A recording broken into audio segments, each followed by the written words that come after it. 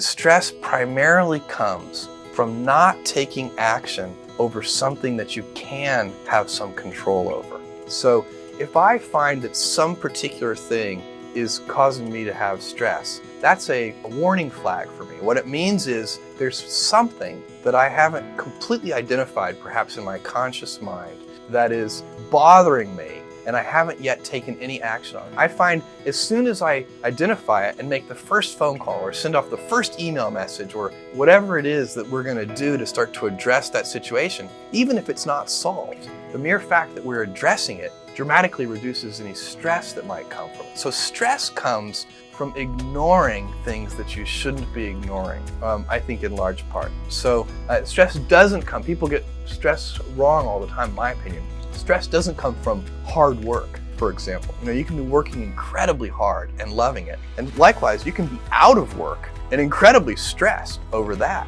So, and likewise, if you kind of use that as an analogy for what I was just talking about, if you're out of work, but you're going through, a disciplined approach of, a series of job interviews and so on and working to remedy that situation, you're going to be a lot less stressed than if you're just worrying about it and doing nothing.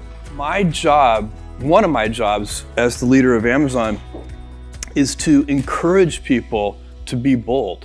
And people love to focus on things that aren't yet working. And that's good, it's human nature. That kind of divine discontent can be very helpful. But it's incredibly hard to get people to take bold bets. And you need to encourage that. And if you're gonna take bold bets, they're gonna be experiments. And if they're experiments, you don't know ahead of time whether they're gonna work. Experiments are by their very nature prone to failure, but a few big successes compensate for dozens and dozens of things that didn't work.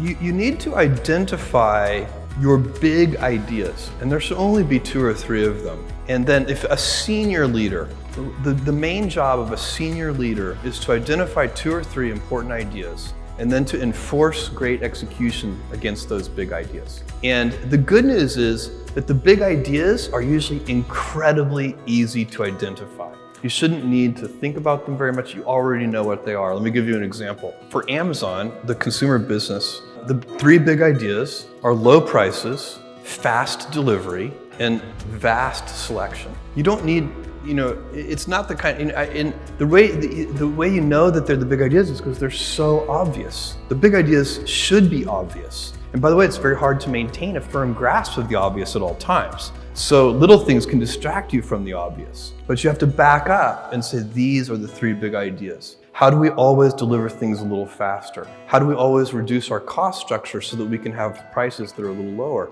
And the good thing about these big ideas is they will be stable in time. So I know for a fact that 10 years from now, customers are still gonna like low prices. No matter what happens with technology and everything else, no matter what happens, people are gonna like faster delivery. It is impossible for me to imagine a scenario where 10 years from now, a customer comes to me and says, Jeff, I love Amazon. I just wish you delivered a little more slowly. This is so inconceivable that you can have great conviction as a leader to continue to put energy into driving speed of delivery. And whatever in AWS, I know that customers, they like low prices, they like availability, they don't want the services to be down, they like data security. It's not very hard to figure out what the big ideas are, and then you can keep putting energy into those things, and you spin up those flywheels, and they'll still be paying you dividends 10 years from now. And what I'm saying, I'm putting it in kind of a business context, but for those of you who are in government, these principles would apply identically